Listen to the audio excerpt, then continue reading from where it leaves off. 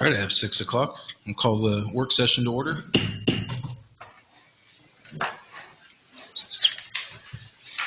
So we'll have the recorder please call the roll. Councillor Dreer. Present. Councillor Irvin. Here. Councillor Fleck. Here. Councillor Meriday. Here. Councillor Savage. Here. Councillor Stennett. Here. Mayor Soulsby. All right, and a police report from Interim Chief Growth. Thank you, Council President. Members of the council, it's good to be with you tonight, and thank you for this opportunity to share some information with you.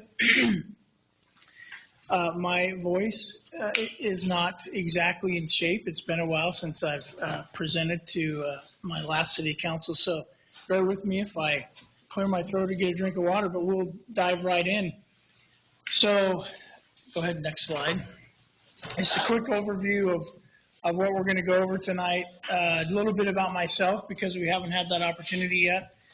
Then we're going to talk obviously about the department. We're going to go over some data specific to dispatch, patrol, and it says jail, but it's really more focused on the arrests because obviously that's what needs to happen before somebody goes to jail. And then we're going to talk about some organizational things. I do have one favor, if you can, as much as possible, if you have questions, since I'm going through the slides, just jot them down. Obviously, if they're germane to that specific slide or clarification about that slide, go ahead and ask them. But otherwise, we'll have time at the end to talk about whatever you all want to talk about and whatever questions you have. So let's dive in. So as I said, haven't had a chance to kind of really for you to get to know me other than maybe any research you've done or conversations we've had, but over 32 years in law enforcement in total.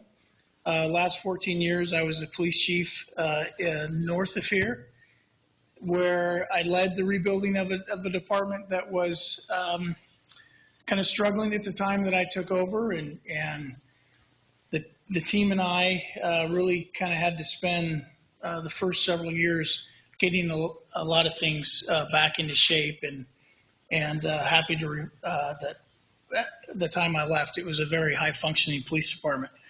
During those 14 years, I was involved with the Oregon Association Chiefs of Police as well, and I was fortunate to participate in a program that they have called the Executive Resources Committee, where I was able to develop, and with others, a specific tool for police departments and police chiefs throughout Oregon called the Agency Review Program. So as a part of that, I was involved in multiple reviews in police departments throughout and across Oregon. And many of them I was the team leader. And so essentially what we would do at the request of the police chief, or in the absence of a police chief at the request of the city manager, we would go in and perform an organizational assessment. And so I was very fortunate to be able to participate in a lot of those, because you always learn as much as you share when you do things like that. So as it says there on the slide, I'm not going to read these slides, by the way, but just kind of capture some of the highlights. Which brings us to here. I was retained as your interim chief last August, and was given a very clear task to make the department the best it can be. And so I have set about doing that. I have not done that by myself. As you know, we were fortunate to get some help from the Eugene Police Department, and Interim Captain Nelson is in the back of the room with us tonight. And so he has been a tremendous a lot of help and provided a lot of assistance, and we've moved forward with that. I'm very passionate about policing. I think local policing is an amazing thing, and can be an amazing thing if it's done right. And it needs to be done right. And it can be just a tremendous part of any community when it is done right. So a couple other guests that have joined us tonight too that I want to introduce. You probably already know, but your Lane County Sheriff, Cliff Harrell, is here with us, because they have been an amazing partner with us as we have been moving through this in multiple ways, not the least of which they have helped us cover some of the staffing shortages that we've had on patrol. And then online with us tonight also is City County Insurance Property Casualty Trust Director Dave Nelson. So I'll let Dave talk a little bit about any of his experience if he wants, but it's important to note that I've known Dave for quite a while. He's also a former police chief in Oregon. I'm guessing that's probably him. So it's important for you all to understand that while I'm with you, I'm going to identify whatever deficiency, whatever areas I can that we need to move forward on as a police department. But it's going to be impossible for me in the short time that I'm here to identify and address everything. So part of what I'm going to work on, and part of what you can expect from me is a report that I'll leave with the city manager upon my conclusion that the new chief can then use as a resource and a reference, much like we would do when we go into to provide reviews at other agencies. So, okay, next slide. Let's look at some of the department stuff. A lot of the data that I'm going to cover, you have access to through the budgeting process. So there's some things that I'm going to go over that maybe aren't in the budget, but a lot of the stuff that I'm going to go over is not only there, but you have a lot more years of data to look at if you want to reference that. So obviously we're in a period of transition. And with transition come challenges. Transition is difficult. It's important you understand that the staff that you have at the police department is amazing. I cannot say enough about them. You have patrol officers right now that are just voluntarily coming in on a day off to work patrol because they know we're short. They're working over. They're doing whatever they need to do to make sure that the community is taken care of and those patrol shifts are covered. We also have the assistance from Lane County, as I mentioned. But transition is difficult. Our vacancies is probably one of the biggest challenges that we have right now. But it's also important to understand that it's not unique to us. So you have on the slide EPD. At the time as I was putting this together, Eugene Police Department is down 17. Patrol bodies, Springfield Police Department is down 12, and Lane County is down 10. That's just on patrol. There could be other vacancies that they're experiencing beyond that. And so this is just kind of a challenge. This is the market we're in right now. We experienced this up north before I retired. It's just a difficult time. But what's important to understand in all that is that we're all competing for the same people, right? Those folks that want to get into policing or become police officers can apply at any of those places, right? So our challenge is to try to be competitive as a smaller agency and try to recruit some of those folks away from, no offense, Sheriff, but the Lane County Sheriff's Office or the Eugene Police Department. And sometimes that's easier said than done. That can be a challenge. So, but that is one of the things that we're working on. Culture, I'm going to talk a little bit about culture a little bit later in the report, but culture is critical in any organization. And that is one of the main things that we're working on right now is the culture that exists in the Cottage Grove Police Department. Frankly, the department needs to improve from the inside out. And so that's how we're going at this. We are working on becoming, as you see there, I'm going to actually read this stuff because it's important, a values-based organization. I'm going to talk more about that here in a second. We're going to be mission-driven. We have a job to do, a mission to accomplish, and that's what we're going to be focused on. And we're going to be strategic and intentional. So those are kind of from the inside out some of the things that we're working on. Our focus is all about the future. Okay, we have neither the time. I have neither the time nor the inclination to think about the past or anything about that. My job here is to get this department going, moving ahead and moving forward, and be thinking about the future and being the best we can be. So everybody's familiar with mission and mission statements. It's very common. These are not rocket science in policing, but for the sake of our conversation here, there's two parts to what I think our mission here is. Number one is to establish and maintain a safe community. That means to protect people, first and foremost, all people, including our officers' rights. Safety needs to apply and be important across the board. And then property, make sure their stuff is safe and they're able to hold on to their stuff. And then the second piece is excellent service. We need to be the very best we can be. There's a draft list of values that we've put together moving forward. Obviously, kind of the big key component of this, of course, is that at some point there's going to be a new police chief that comes in, and they have the ability to work on this, modify this, build this. But as of right now, those are the values that we're focused on. And so how a values-based organization works is that everything we do, everything we say, every decision we make is contained by our values, right? So if you look at that bullseye, the values are that wall that keep us focused on that mission.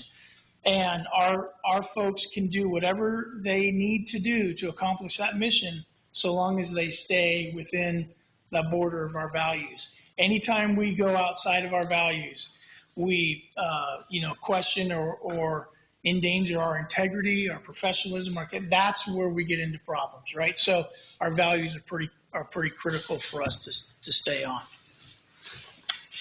Okay.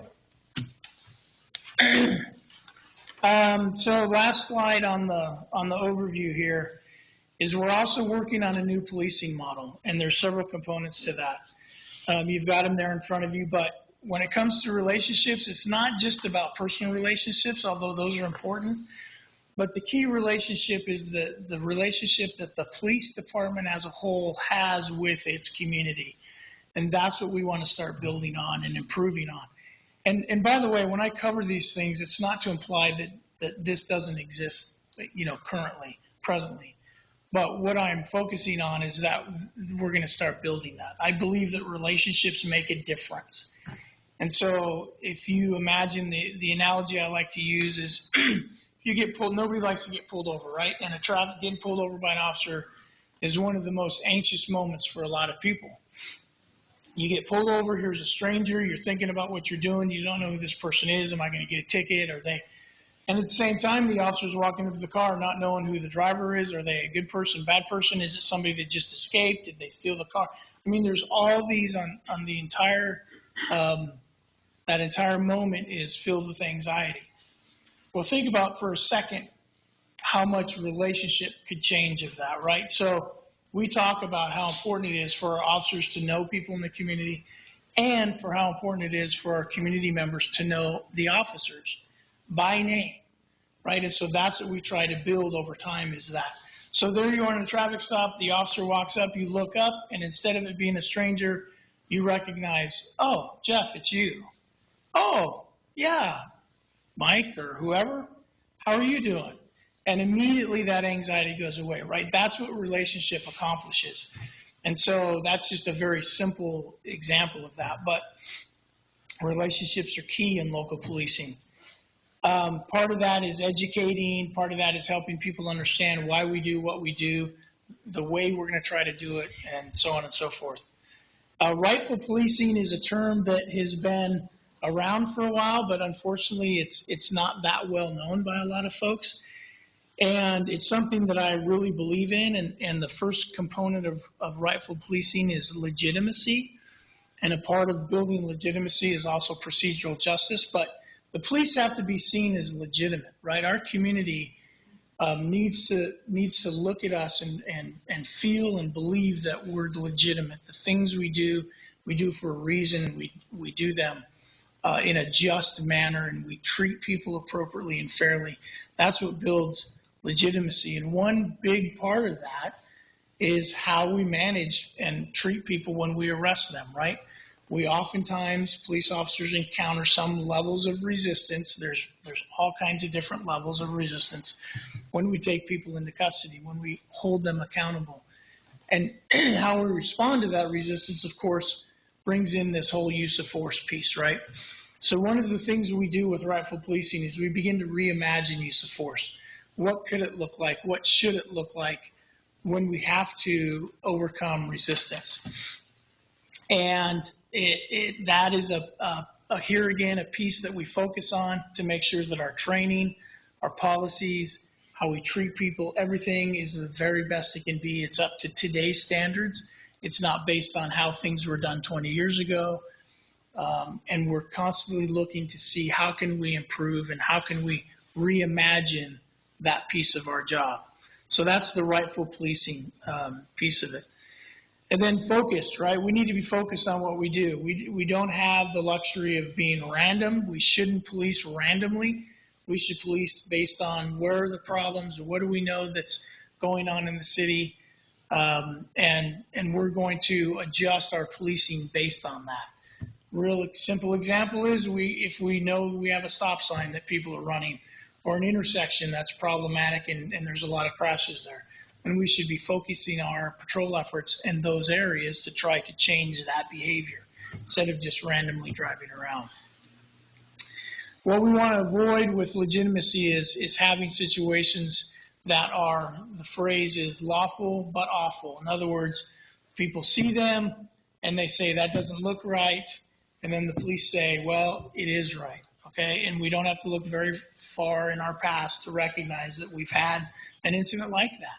And so that's when we need to grow from those incidents and look at those and say, how can we improve from that situation, right? We need to constantly be in a area of change and growth where we're always looking to get better. Okay, I think that finishes that up. So we'll look at some numbers now. So before we get into this, it's important to understand that this is just a snapshot. Again, there's lots of information in the past budget documents. The other thing I need to point out, and I apologize that I need to say this, but I've discovered that our internal systems, we have a records management system, we have a CAD system, we have a jail information system, and a property evidence system. And it's become apparent to me that none of those, frankly, are functioning where they should be. And so, again, that's part of what I'm going to look at. Do we need to get more support from the vendor? Do we need to dump a system that isn't effective and get a better system? So we're in the process of doing that. And the reason I tell you that is because some of these numbers aren't maybe as exact and as accurate as I would have liked them to have been. But the first one is dispatch. So what that shows you there is over the last 5 years, the number of 911 calls. So those are not business calls. Those are just the 911. As you know, South Lane 911 is a public safety answering point. So we answer 911 calls for police and medical in this area. We dispatch police. If it's outside of the city, we forward them, to the Lane County Sheriff's Dispatch. If it's a medical call, we forward them to Central Lane so that South Lane Fire and Medical can be dispatched. But so those are the numbers. I don't know exactly what happened in 2020. They're closer than they kind of look just because of the graph, but fairly consistent for the most part on the numbers of 911 calls we get each year. I might note that right now, as of like today, we're operating with 4 dispatchers. Again, superheroes in your police department right now because of our staffing. They are just absolutely going above and beyond to make sure the job gets done. So pretty crazy when I stop and think about it as a police leader that we're operating 24 hours, 7 days a week with 4 people in our dispatch center. So that tells you the work that they're doing. Again, working on filling those positions. The next slide shows you kind of really hones in on those calls and what are our busiest times of the day and the week and the hours for our dispatch center. And this was a little bit surprising for me. I wasn't expecting that Sunday between 11 a.m. and 12 p.m. was going to be one of our busiest peak times. But as you can see there, in that hour, we've taken on average 13 calls, and the same for the Sunday between 5 and 6. So, and then you just kind of see how the rest of it plays out. So, again, kind of interesting. Thought you all might find that kind of interesting when our dispatchers are busiest.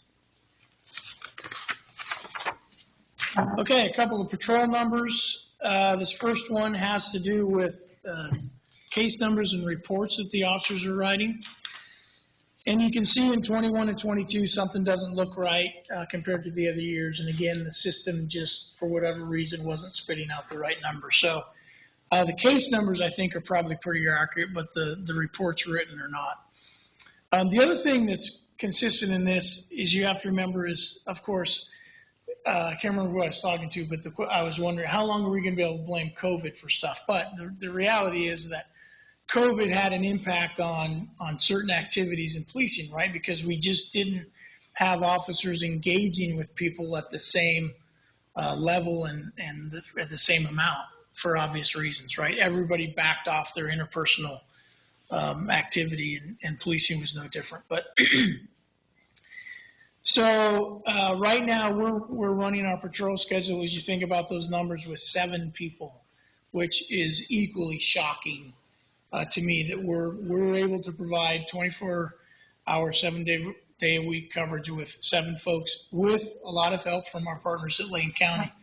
But again, that's only because those folks are working whatever hours they need to get the job done. So they're just doing an amazing job.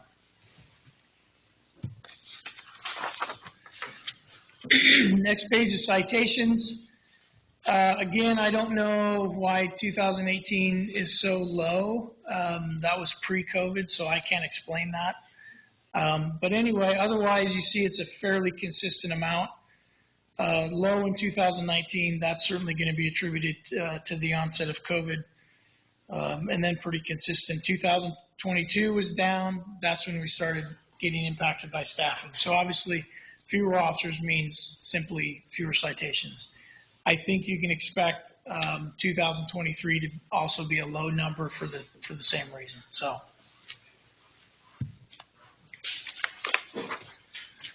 okay, the arrest slide. This is the one that relates, obviously, or ties in with the jail. Again, we didn't feel like, as I worked with staff, we didn't feel like we were able to pull accurate statistics on the number of adults that went into our jail facility. Unfortunately, the jail management system, data system, is probably one that we really need to take a good look at in terms of how it's functioning for us. But these numbers constitute the arrests, right? So obviously, many of those people arrested ended up in our municipal jail. Those numbers are probably low because that doesn't capture things like warrant arrests. These are probable cause crime arrests. So some of those numbers are going to be higher because there's a lot of people that get arrested for warrants that are lodged in the Cottage Grove jail.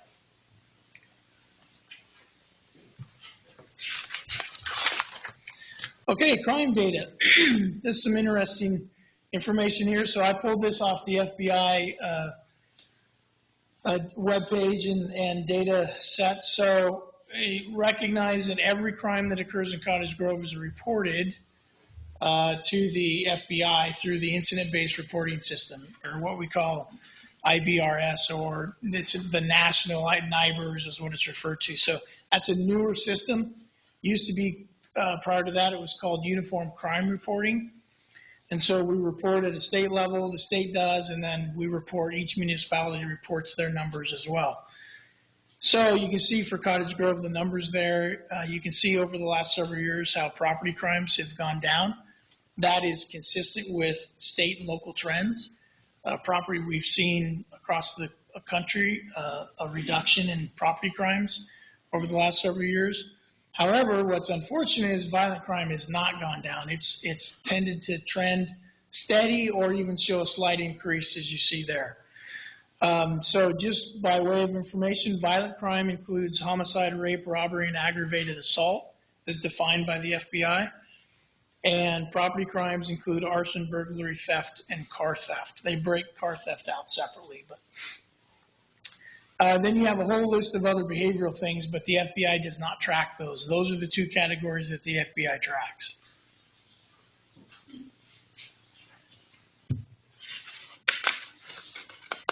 Okay, next slide. We'll get into some organizational stuff now.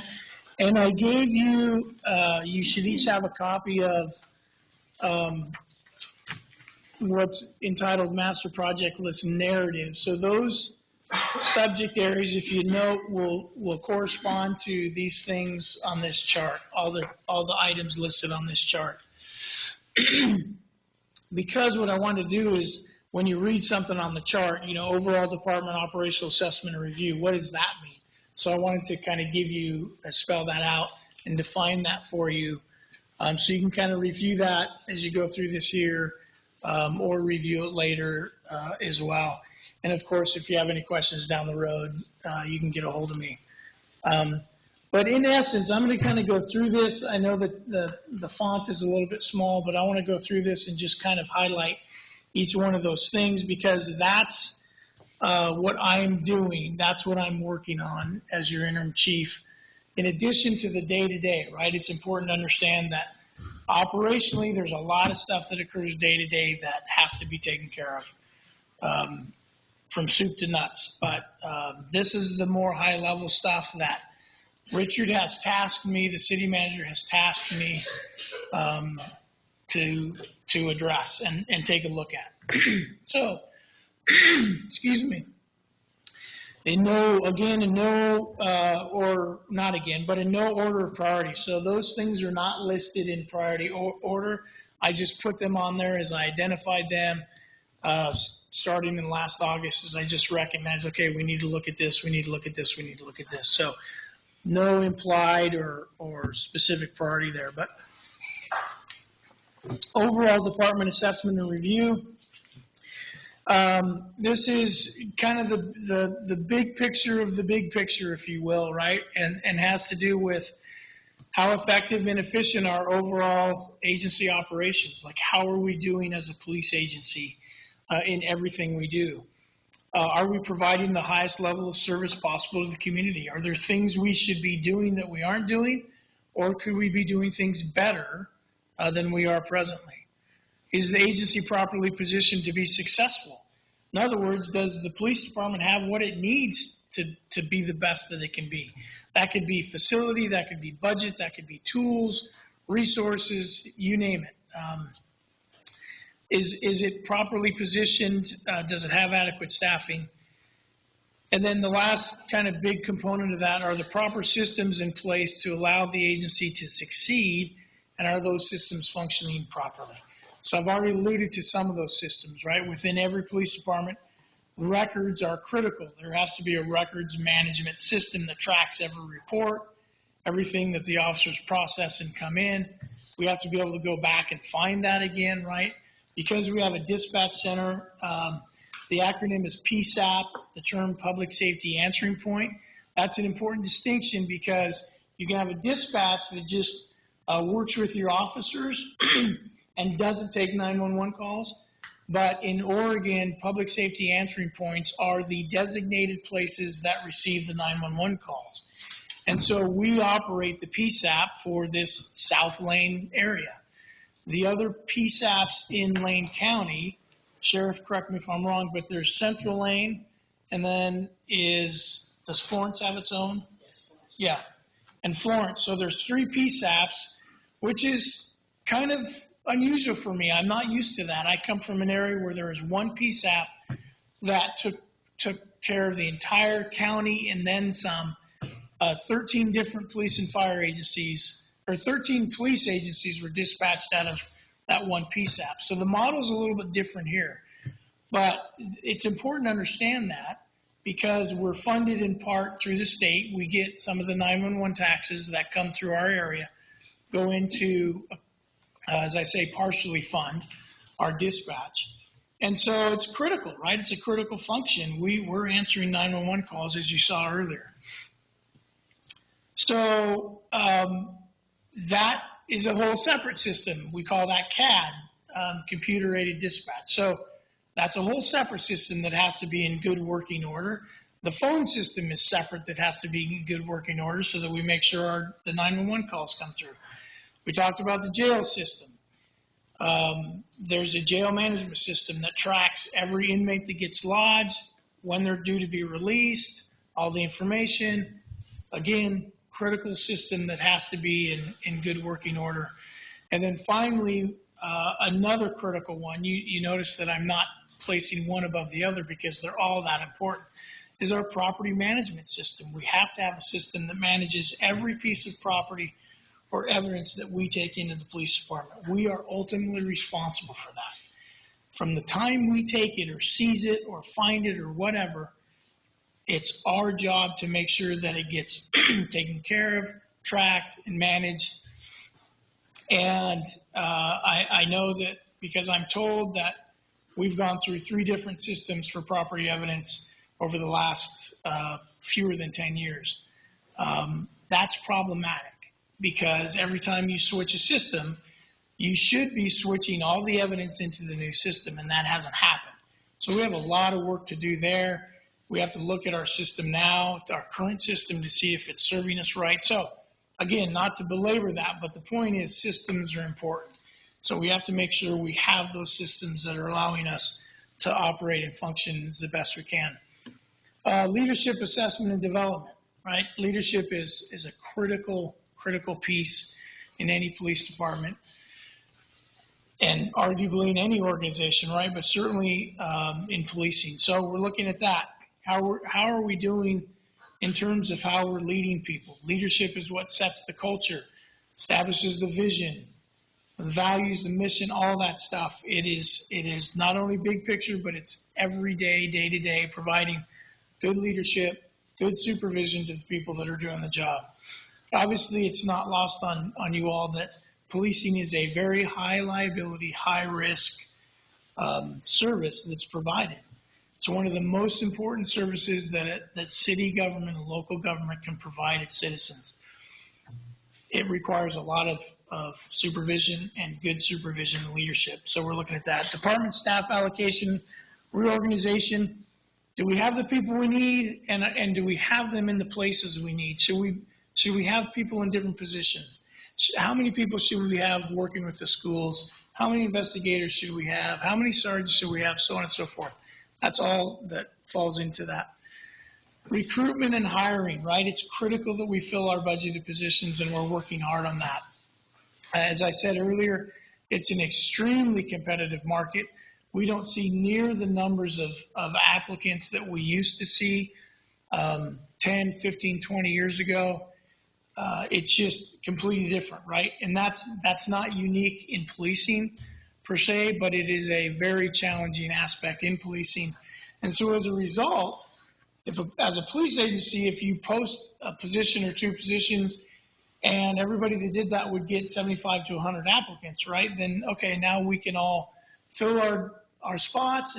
But instead, when you're posting one or two positions and you're getting 10 to 25 applicants, and they're also applying at all these other places, that's the competition that I talked about. That's the challenge that I referenced earlier, is we're all competing for the same applicants, same candidates, and there's fewer of them.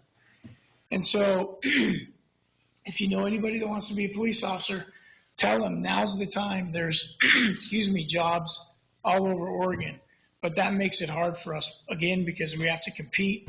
We have to be competitive for that. Implement a body-worn camera program. Oh, by the way, you see on the chart, everybody sees that already. I have a status, and if we've managed to complete something, then I have that up there. Thank you again. I've said it before. I'll say it again. Thank you for approving the body-worn camera program.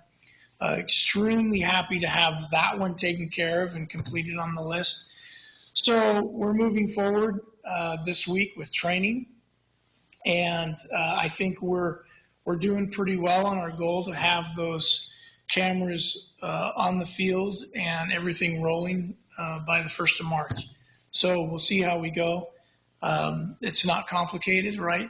You put the camera on, you go on shift, you get it ready, and you go out, and when you get an interaction, you turn the camera on.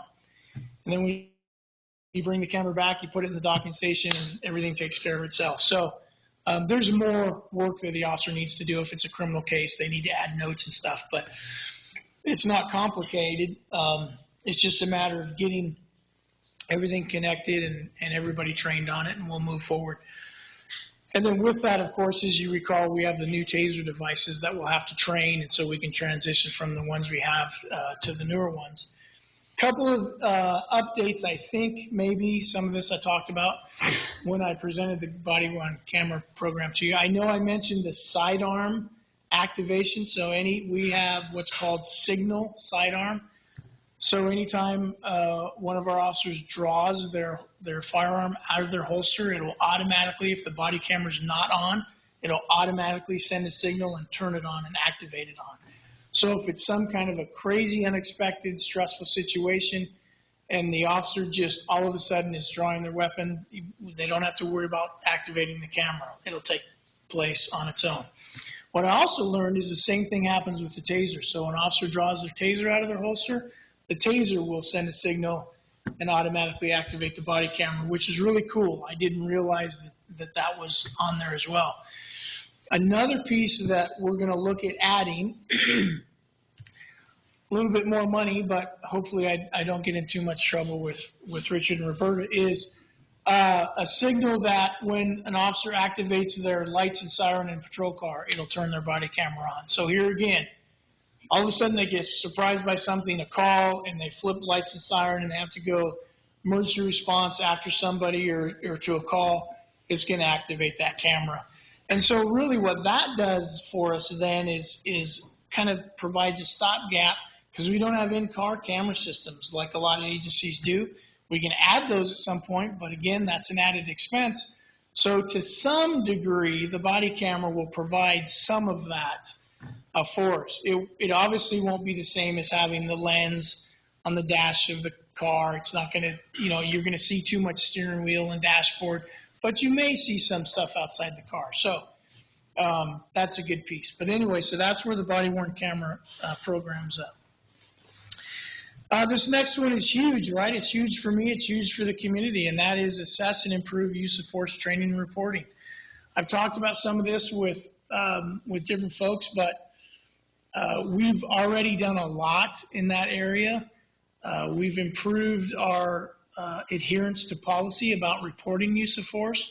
We've implemented a use of force report form that we didn't previously have. We've implemented and just confirmed the chain of review for that use of force report. So now when an officer uses force, it has to be reported to a supervisor. That was in place, but we've confirmed that.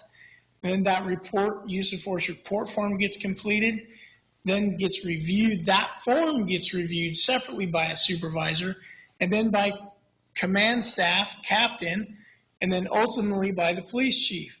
So every time an officer uses force today, it's going to get reviewed all the way up to and including myself or the new chief. That was not the case in August. So that's an improvement that we've made. We're working on our training to make sure that our training is not based on standards from 5, 10, 15 years ago, but it's based on the best information and the best resources and technology we have today for use of force training. So that's in process, and we're working on that. So really happy because that's, like I said, that is a key component I know for the community. We've heard loud and clear about that. No offense to the community, but I didn't need to hear from them. I identified that early on, Captain Nelson, and I identified that early on and started making adjustments. And again, a part of that is having a body camera program, because now whenever an officer uses force, it's going to be captured right there on scene, very clear audio. The whole thing is going to be recorded and documented. Okay, develop and implement a new agency culture. I'm sure all of you recognize how important a culture is in any organization, any workplace. The thing about culture is it always exists. Whether you try to do it, whether you put it in or not, it's there, and it's either there intentionally or unintentionally. It became very obvious that was something we need to work on here. So we are working on implanting and building a new agency culture for your police department and in your police department. That's an ongoing process. That's not something that I can just do. Captain Nelson and I can just say, okay, everybody, here's a new culture. Here we go, march forward. It takes time to implement that. It takes place through training as we hire new people, and it's going to be something that your new chief is going to have to continue the work on. But it's something that we've started. Dispatch operational assessment and review, right? Here again, major function of this police department, we need to make sure it's operating at its very best. We've identified some things. One, We don't like the location it's at. That was suggested to me when I got here by a staff member. I agree. So we're looking at the possibility of just moving it down the hall into a place where it's a little bit better suited. All those systems I talked about, we need to look at, make sure we have the latest upgrades, the latest versions of the software, and that everything is functioning the best it can. Jail operational assessment and review. This is obviously a big one for us. As you know, presently, jail operations have been suspended just because of staffing. The way the jail is set up when I got here was that it is staffed by police officers. So that means that when we have inmates in the jail, we have to have police officers come off of the road and come from the job they're doing to check on the inmates every hour. That's required by statute. That's the minimum that's required by statute. They're also monitored with audio-visual monitoring in the dispatch center. We just don't have the staffing to do that. I would argue with you that even if we were fully staffed, that's probably not the best use of those resources, is to have police officers coming off the job that we want them to do to check on the jail. So we need to look at how that facility needs to be staffed. I've heard very recently, by the way, that there's murmurings that there's something wrong with the jail, there's mold or other issues. That is not accurate. There's nothing wrong with the jail other than it needs some significant upgrades, but there's no issues like that. This is just all about staffing right now. But we are looking with our public works maintenance team at some upgrades, and we're going to be looking at what those costs are going to be. Is that something we should do? But that jail, obviously, I'm sure everybody agrees, it needs to be safe. It needs to be something that's not going to get the city in hot water because of some in-custody death or something like that. So we need to make sure that it is absolutely, like everything else, operating at its best. So we're engaged in that as well. Part of that is the next one, become a member of Oregon Jail Managers Group. So, you know, I've talked about partnerships again. I've talked about, I don't think I've used the word collaboration yet, but that's how you get good and that's how you become the best is through partnerships and collaboration, using the resources that are available. And there's a tremendous resource in Oregon through the Oregon State Sheriff's Association, because probably 99% of the jails in Oregon are run by our elected sheriffs. They've been doing it. They're required to do it by statute. They know their business and they do it very well. And so why not use them as a resource? And that's where that Oregon Jail Managers Group comes from. There's very few municipal jails in the state of Oregon. I don't know the number, but I'm sure it's less than, 6. I was going to say way less than a dozen. So we think there's about 6. That sounds about right, sure. Yeah. So, and interestingly, we have 1, 2, 3, I think 3 or 4 in Lane County, which again, I'm not used to that. That's not the model that I'm familiar with. But it's the model that we have here. So I think there's, this is a whole different topic. When you start talking about efficiencies and economy of scale and all that stuff, that's part of that previous one, assessing the jail. But the jail managers is, if you're going to have a jail, you need to be plugged into the experts so you can have the assistance. And then a part of what they do is the sheriffs and the Sheriff's Command Council produce a set of Oregon jail standards. So statutorily, there's some minimum things that have to happen when you run a jail. But they're the bare minimum. And if you read them, I suspect most people would say, man, that doesn't sound like much. And it's not. So as a result, they've created the Oregon jail standards. It's a set of standards that they say every jail should operate under and meet those standards. Not every one applies to a municipal jail, obviously, because municipal jails are smaller, they're different animals, but the vast majority of them do apply. It's important that anybody that's running a jail, in my opinion, should be meeting those standards, because it's going to keep you out of trouble, quite frankly. It's just as simple as that. Next one, become member of the Oregon Accreditation Alliance. very passionate about this, right? When you talk about higher education, when you talk about medical profession, lots of different professions have the opportunity to be accredited, and that's what you look for because it's evidence that you're doing things the right way. Accreditation is an external body that comes in, whatever that field is, and says you're meeting the standards, and we're going to grant you accreditation. We have that ability with the Oregon Accreditation Alliance. And more importantly, the Oregon Accreditation Alliance has been identified by the U.S. Department of Justice as the certifying agency to gain compliance with U.S. DOJ standards for policing. So that is, OAA is the body in Oregon recognized by the United States for police accreditation. We've become a member of that. The next task is to work on becoming an accredited police agency. I'm proud to share with you that through a lot of hard work, the agency I retired from was an accredited police agency. And it's something that, again, in my professional opinion, every police agency should be striving for if they're not already there. If I didn't get that started for you, here again, it would have been a disservice. It's just that important. So we're working on that. And that's that next part is actually becoming accredited. Probably he's not going to, well, not probably. I can almost guarantee you there's just no way I'm going to get that done, but the next chief will get it started. The next chief can finish that. Develop and implement an officer wellness program. So the city invests, makes a huge investment when you hire a police officer, you train them, you outfit them, and you task them to go out and do a critical work for the community. We need to protect that investment. Presently, we have no wellness program whatsoever.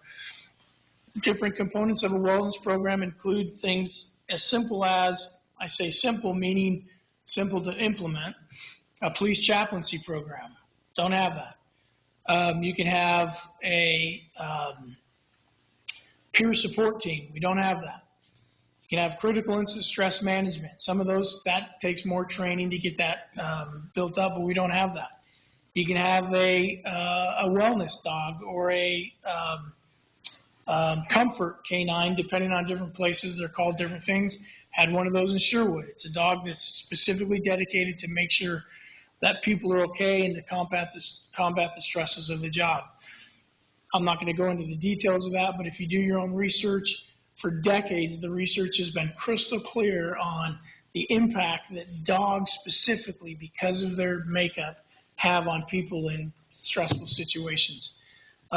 Medical, health, psychological, all that stuff. So anyway, but the point is there's a lot that goes into a wellness program. We need to have one so that we can protect our investment and make sure these folks that serve our communities can have a rich, fulfilling career, healthy career, and then life beyond that retirement. The suicide rate, PTSD rate is extremely high for police officers. And then I talked about property evidence. That's the last thing is we need to have a complete audit with the property evidence. We've started that. There's a lot more work to be done on that, but that has begun. As you can see, every one of those things we've started. It's been very busy since I've been here, but we're working on it. So I talked about the partnerships that we've also been working on maintaining and strengthening with South Lane Fire, South Lane Mental Health, South Lane School District, a lot of work and stuff going into that. I introduce our guests. I want to give them a brief opportunity to kind of chime in, again, because they're key partners. So we have Dave Nelson on the line from CIS. Dave, anything you want to share really quickly? He needs to unmute. Need to unmute, Dave. Yeah, There. I think I got it, Jeff. Thank you. Sorry, my camera's not working properly. Thank you for the opportunity to just present and say a few words.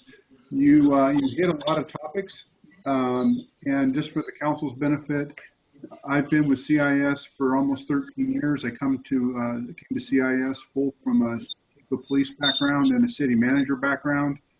for the city of Troutdale. Like Chief Grove, the police agency in Troutdale went through the accreditation process. We were the 13th agency in the state to become accredited at that time. So I brought my law enforcement and city manager experience to CIS and been working with cities, counties, and departments and sheriff's offices. Became aware of the situation with from Mr. Myers last July, and then ultimately that brought Chief Growth into your department, and we've been working with him ever since. He hit a number of those very critical pieces, and on slide 16, the project task list, and we are working with him on the assessment, both on patrol, jail, and the human resource piece. So we're working with him in concert with him and helping him in any way we can.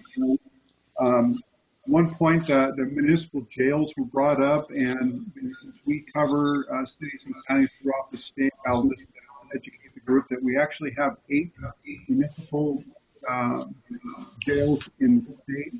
That includes 4 in Lane County, Springfield, Cottage Grove, Junction City, and Florence, and then 4 elsewhere in the state, which are Sweet Home, Report, and Seaside.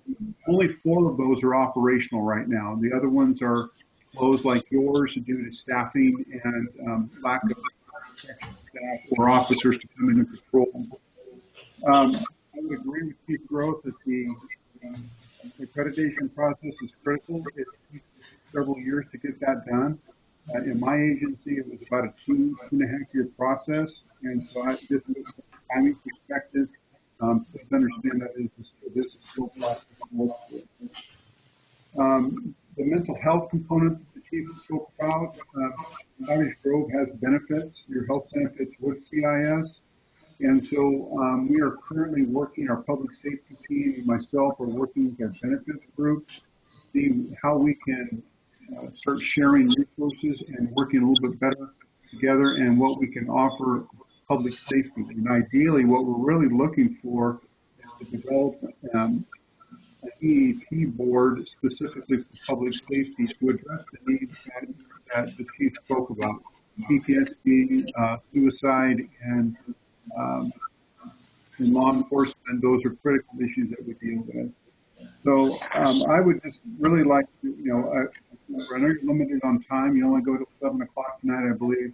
So I heard the chief speak about relationships. That is absolutely true. You get a lot more work done when you have good relationships with your community partners, your fellow law enforcement agencies, and others, not only within the county, within the state. I think that's critical. I think we're on the right track for that.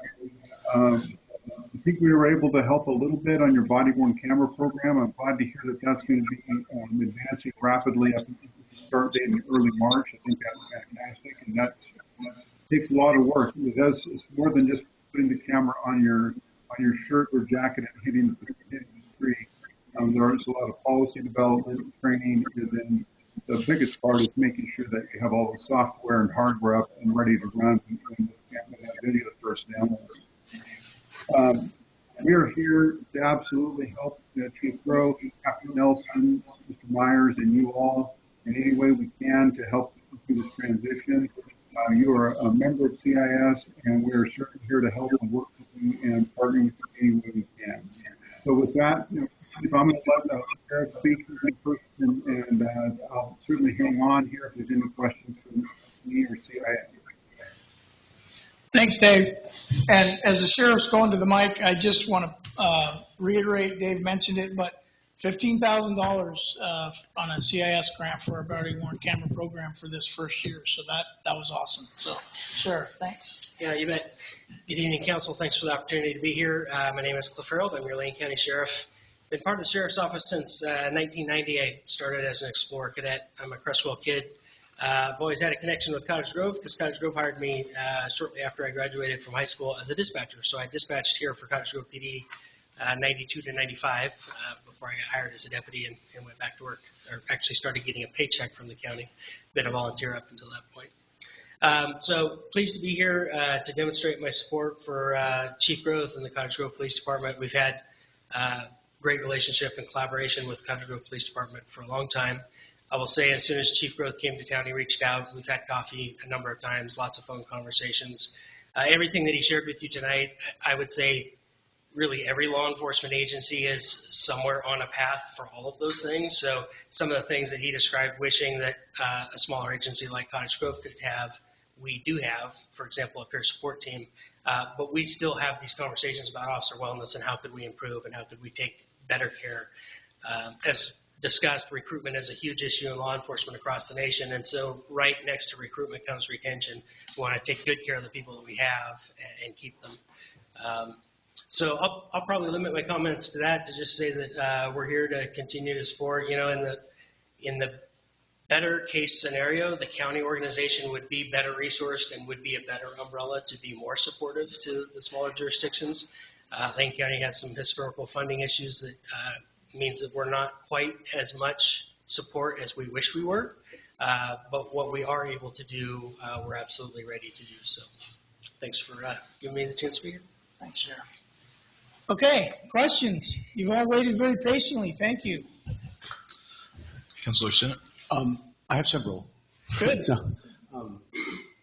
you mentioned with regard to the agency that you worked for previously, I think you used the term years with regard to its transformation. Do you realistically see that kind of timeline being necessary for us to make the changes that we need to make? Yes and no. Some are just going to take time, right? Others, it could be as simple as, hey, we need to replace this system, write the check, get the system, get it up and running, get us trained. But I can tell you that, and it was Sherwood, that it was probably before we really started feeling the change. I'm only talking about probably a couple of years. So, but there was a lot of work there, and it took a team. So I think as we build the team here, and we get that new chief on board, yeah, it can absolutely happen, and I think it can happen sooner than later. But a part of this, the no part, is that you understand that the right mentality and the right approach is that we're constantly looking to be better. And so change should never really end, frankly. But in terms of the question you're talking about, yeah, I think it's possible, and I don't think it's going to take that long. My goal is to hand a playbook, if you will, for lack of a better term, day after the Super Bowl, but hand the playbook to the new chief and say, here you go. Look at that stuff, 50%, 60%, 90%, you know what I mean? And so then it's, hey, let's hit the ground running and finish this stuff off. So what, if I can just, yeah. What do you think is maybe the best case and maybe the more realistic case timeline for our new hires? Well, The ones we need to make. yeah, we're making great progress. We've got probably 3 or 4 people in backgrounds right now.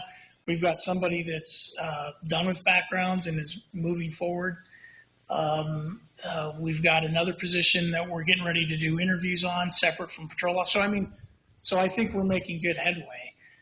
What you have to understand, unfortunately, is when we have two officers in the police academy, right? So as soon as they graduate, they finish their training, and then bingo, that's a boost. But when we hire recruit officers, you're looking at a year, best case scenario, before they're pushing a police car by themselves. If we can try to be competitive with lateral officers that are already certified, now that knocks that down to potentially 6 months to 10 months because they already know how to do the job. We don't have to send them to the academy. But again, we have to be competitive to get those folks in the door. I'm going to have to end it there, unfortunately. I think we have a lot of... You can continue. You just can't start the council meeting before 7. So if you do want to keep moving, you can. Can I do one more? Question, just one more. Yeah, and I want to give a chance for people to take a break, too. Okay. You mentioned the need to transform the culture of the department. Can you talk a bit more about what that means, where it was, where it needs to head? Yeah, I can. So I guess the most succinct way to do it is the culture was unhealthy. It allowed for things culturally in the department that it shouldn't have allowed for. And it didn't promote and encourage the things that it should be encouraging. I think that's the simplest way for me to put that. It was, like I said, I've used the term unhealthy. I think that's the best description. Is it was an unhealthy culture. And I think the fact that I'm sitting here talking to you today, unfortunately, is symbolic of that. And oftentimes what happens when you have an unhealthy culture is that it'll go for so long, but then eventually it just kind of an organization, not unique to policing, but I've seen this in other departments as well. And it's, it's unpleasant. Nobody likes it, but Cottage Grove isn't going through things that other agencies haven't gone through. But it reaches a point where it has to be addressed, and it makes itself known, I guess, for lack of a better term. So I hope that answers your question. We could get into that more. So I do want to check in because I think we could probably ask questions for the next 45 minutes based on the amount of writing I saw. Should we bring this back to discuss more, to make inquiries, or would you like to continue on this evening?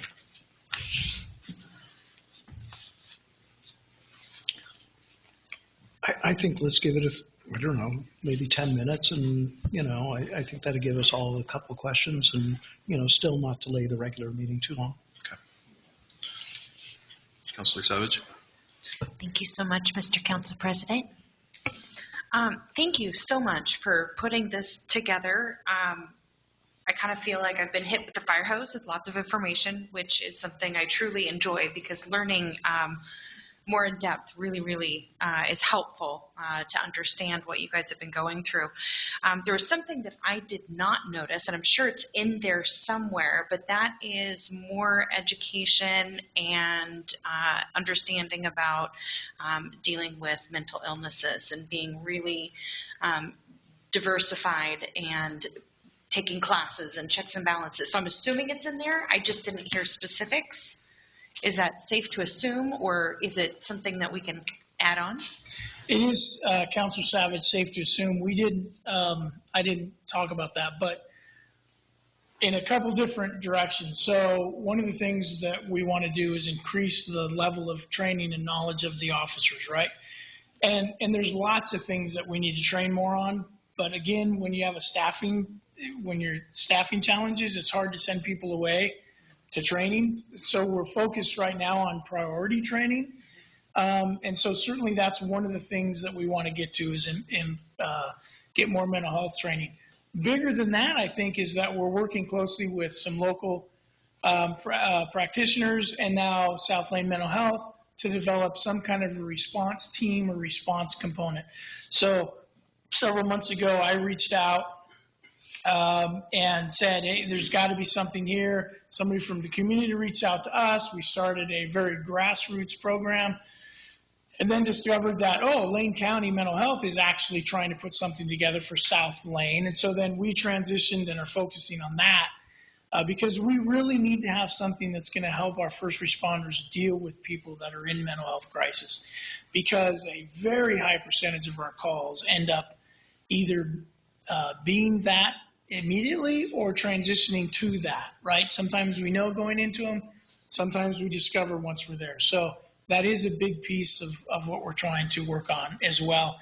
You're right, it should probably be on my list, and it will be after this meeting because we are doing it. Thank you so much. I really appreciate the report this evening. Councilor Flick.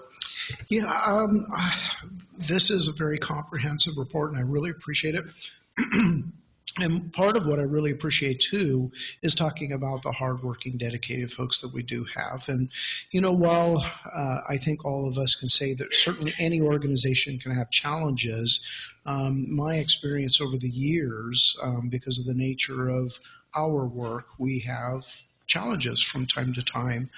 We don't call the police very often, but when we do, they have been very professional at our agency and provided the stability that we needed in that moment. So, I know it's been a very tough year, but I also am thankful that you recognize that piece as well. I've known officers in this town for years. When my kids were growing up, council agendas used to come in a binder that the police officers would bring to every counselor's house. Usually my kids were the ones that got the binder from the police officer, and I'd remind them quite often, every officer in town knows who you are. And I want to tell you, I have fine boys, and I think in part because, like you had mentioned, in that relationship building, my children knew the police officers, and I think that is really critical. So I do want to be grateful. The one thing I'm worried about, it seems to me, because I've been here for quite a while, that I've seen a revolving door in our police department, and I think it's more based on funds, about wages that we pay. And I think that that's going to be a huge challenge for us, because we pay for the training. I think they're obligated for, is it 3 years after we do that, 2 or 3 years? And unfortunately, if they don't have ties to our community and the other agencies, not to mention in the room, have better wages and benefits. And so, also they may be bigger organizations that have more opportunities. But I think that that's something we're going to also have to look at too, is remaining competitive in that field. And I think there was a question in there, but would you agree that wages are a piece of that? Yes, Councilor Fleck, I think that's important. I think there's lots of things, right? Cottage Grove is a great community, so it offers a lot in its police department that you don't get at a bigger police department. The different atmosphere, and we actually have quite a few opportunities when we're fully staffed. But nonetheless, we do, as I said, we do need to remain competitive. So yeah, I would agree with your sentiment, and I would just again say that you're absolutely right. The folks that you have that are working for you today are superstars, and it's important everybody understands that. So, well, thank you for all your work. Thank you. Thank you, Council President Irvin. Thank you, Mr. Gross, for being here. My brother-in-law is a law enforcement officer, so I really appreciate the work that you're doing. I understand that change management, any sort of change, is very difficult. How would you categorize the morale of the current staff as we're going through these organizational changes? Councilor Dreyer, did I say it right? Dreyer, yeah, thank you. I would say that today the morale is pretty good. I think what I see around the department is a lot of smiles and a lot of, obviously there's a lot of work that needs to be done, meaning physically people are working hard and a lot of hours. But I think the atmosphere is, it's important to note that I think the atmosphere is a lot better today than it was on August 2nd, the first time I walked into the building. So that tells me that we're headed in the right direction. Thank you.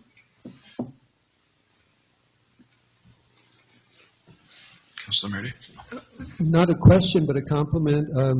We have a leak in our floor heating system at our church, and I was there at 2:30 in the morning getting water out, and I heard a car pull up, and it was a local officer, and somebody had noticed the door ajar and called it in, and had a very good interaction. He wasn't taking my word for it that I was actually, he was wanting more information, but handled it in a very professional way. But I told him, please relay to the citizen that reported that we really appreciate them looking out. So. Thank you, Councilor Merdy. Good feedback. Maybe a two-parter, if you don't mind. Do you see a specific reason behind the vacancies throughout policing as a vocation? Does it mirror other vacancies in other jobs?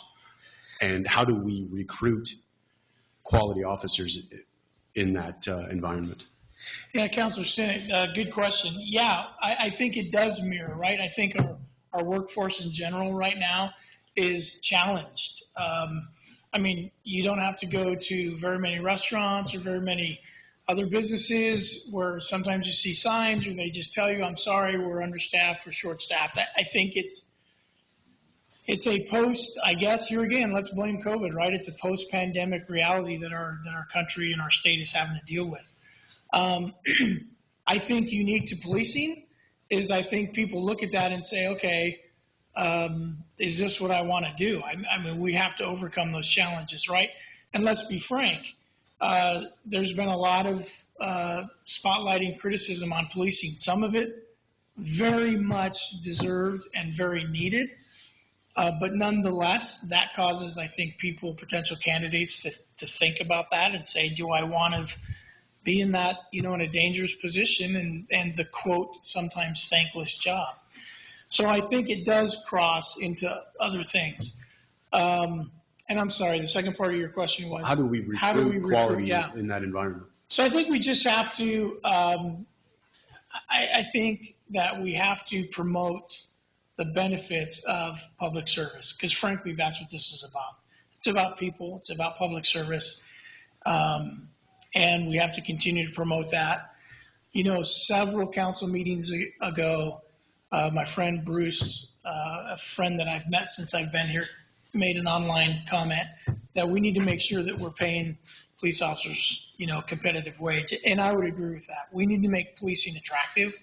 We don't and shouldn't be trying to make police officers rich, right? When I got into this job, I was told you're not going to get rich, but you're going to be able to take care of your family and you're going to have decent benefits and a good pension, because the pension was provided in place of, big raises. So I think we need to be focused on that. And I think as a local community, we need to recognize that, to Councilor Fleck's point, we do need to look at what can we do to make it an attractive position. Again, it's not just throwing money at it isn't going to solve the problem, but I think it's a part of it that needs to be looked at. So I think that's how we recruit. And frankly, we have some benefits in Cottage Grove. This is a great place with a lot of potential to work for. I failed to mention, Councilor Fleck, I don't think retention has been a big issue here until recently. And that's not unique to us. But, we're in transition, right? So we have to fight through that. We have to continue to let people know that this is a great place to come to work. As I said, we have people in the process, so we're getting that message out. But that's what we need to do. Thank you. Thanks very much. Thank you. Thank you. We'll also want to share appreciation for you presenting this information, giving us a high-level overview of kind of what you stepped into and through your leadership where you're taking this department, and for the sheriff to be here as well, and for your support and help to the Eugene Police, and as well as to our representative at CIS. Appreciate everyone being here. I'm hoping there is a part two to this, maybe relatively soon. One of the understanding there's some challenges in the polling of data to present kind of a profile of what are we dealing with here in Cottage Grove, where have we been, where are we now. There's still some left to be desired to get kind of a takeaway of that profile. Kind of what kind of things are we dealing with? Maybe being part of the I-5 on the I-5 corridor. What are the trends in the mental health space over time? Where are we going? And those kind of things. What kind of cartel related impacts are here? What are some of the impacts of some of the measures that we've passed? Some of those things to get an assessment of what the landscape is here. So we look forward to learning that in the future. One of the questions I have just for this evening is if you could speak, or a request for you to speak to, is the educational interactions that you have with citizens and businesses and those that need to be updated on what that landscape is, as well as rules change as the culture changes. Can you speak to that? Yeah, Council President Irvin, thank you. I will be the first to admit that given my role and my time challenges, right, the city very graciously allows me to be here 3 days a week. That was an important piece for me to want to be able to do this, right? So as a result, I'm not as available, and so my interactions with the citizen members and business members has kind of been as necessary. And I'll be the first to admit that I have not necessarily looked for those opportunities. I've told the city manager that my focus is internally, and I feel like that's really where I need to spend my time and spend the investment that you all are making in this process, right? I mean, I was brought in and given a very specific task, and so that's what I've been focused on. On a broader perspective, I think educationally, opportunities like this, right? We need to be in front of you all and let everybody hear what's going on. And I mean, the things you laid out very nicely fit into another hour work session, right? Frankly, to talk about and address some of those. Moving forward, I would like to see the Cottage Grove Police Department, and these will be the types of recommendations that we'll get to at some point, is that they should have a citizens academy of some form or another, right? And that's an opportunity where citizens sign up and they come through and they get to experience what policing is about in a very short window. We did it over the course of 3 or 4 days up north, and it was an amazing experience. They understood, they got a snapshot of the training, the decision making that we had to go. We put them in scenarios. And so that's one, right? Excuse me. Continue to engage in community events and provide those opportunities to have that dialogue so people can understand where we're coming from and vice versa. So I think moving forward, those are the opportunities and the things that we need to leverage in Cottage Grove, not unlike what's being leveraged in other communities. Unfortunately, right now, again, post-COVID, we're kind of getting everything up and ramping, and now we have a staffing shortage. It's hard to have coffee with a cop, because if I say, okay, we're gonna do it Thursday morning from 9 to 11, there's going to be one person potentially on duty, maybe two, right? And so I could certainly be there, but it doesn't offer that type of engagement. But those are the kinds of things that we need to be doing moving forward so that the community knows, and this is a core value of mine as a police chief, and one that I will hope to instill and pass on to the new chief, and that is that everybody in this room, everybody watching, everybody in Cottage Grove needs to know that we are their police department, and we exist for them. And at any point they can say, yeah, we want to shop around.